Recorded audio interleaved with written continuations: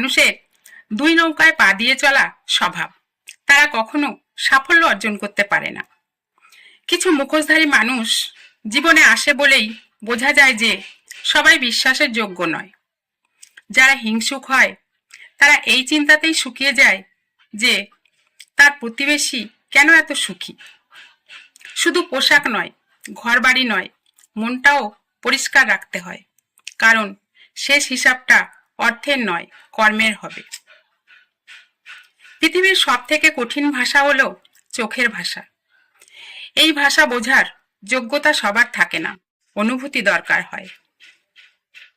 একটি সুন্দর সরল হৃদয় জানে কিভাবে ক্ষমা করতে হয়, কিভাবে ভুলে যেতে হয় এবং নতুন করে কিভাবে শুরু করা যায়।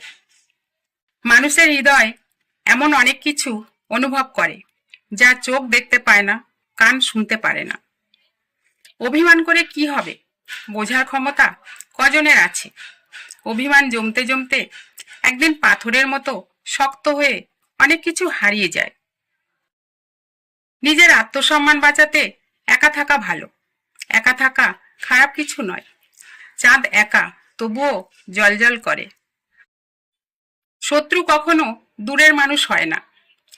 যাদের আপনি বেশি বিশ্বাস করেন এবং গুরুত্ব দেন, সেই মানুষগুলোর মধ্য থেকেই শত্রুর জন্ম হয়। বিশ্বাসীরা হেরে যায়, প্রতারকরা জিতে যায়। দুনিয়ার বিচার সঠিক না হলেও পরকালের বিচার সঠিক হয়। পৃথিবীর একটি দামি তরল হলো চোখের জল।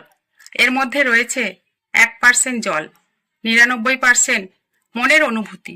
তাই কাউকে কাঁদানোর আগে 10 বার ভাবুন। বৃদ্ধদের সম্মান করা উচিত। সাধ্যানুযায়ী তাদের সময় দিতে হয়, কারণ সবার বয়স বেড়ে চলেছে। একদিন বার্ধক্যে মনে হবে যে কথা বলার মতো একজন সঙ্গীর প্রয়োজন। আজ আমরা যদি তাদের সময় দিতে পারি, তবে পরবর্তী প্রজন্ম শিখে নেবে বার্ধক্যে সম্মান ও সময় দেওয়ার শিক্ষা। জীবনটা উপভোগ করতে হয়, প্রতিদিন, প্রতি মুহূর্তে। প্রতিটি ছোট ছোট স্মৃতি আনন্দ উপলক্ষে। যত বেশি কৃতজ্ঞ হবে, যত কম অভিযোগ করবে, জীবনটা ততই ভরে উঠবে সুখে, পরিতৃপ্তিতে। যখন বার্ধক্য আসে তখন মানুষ মনের দিক থেকে আবার শিশুর মতো হয়ে যায়। সবার থেকে বেশি জীবনকে উপভোগ করতে চায় বয়স্করা। মনে শান্তি না থাকলে পৃথিবীর সবচেয়ে মধুর জিনিসও তখন বিষের মতন মনে হয়।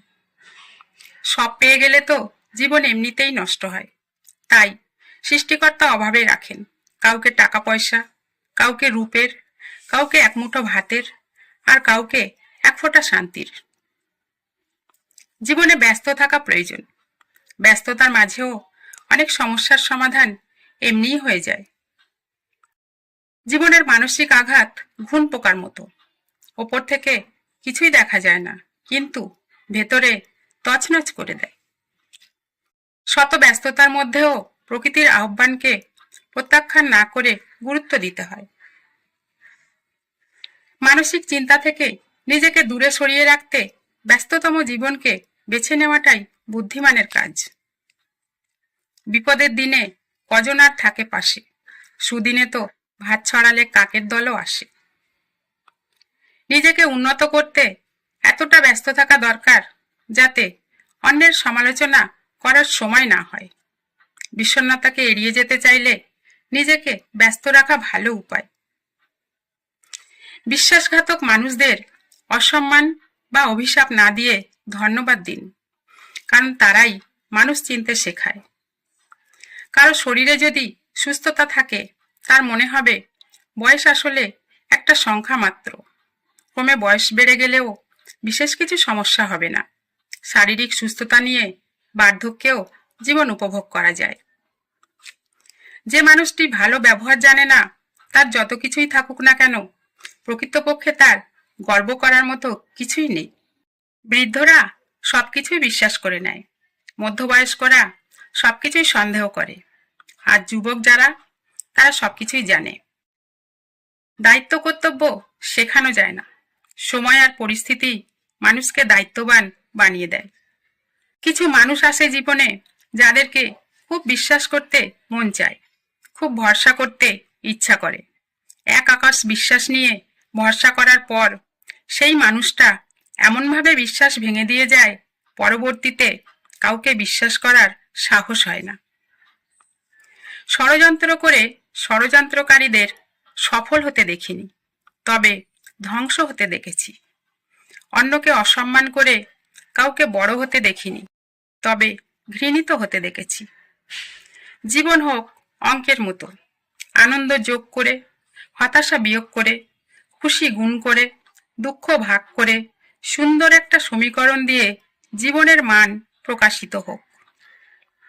যে সময়টা চলে গেছে সেটা নিয়ে না ভেবে যে সময়টা বেঁচে আছে সেটা যাতে বরবাদ না হয় সেই খেয়াল রাখতে হবে, তবেই জীবনে সাফল্য আসবে।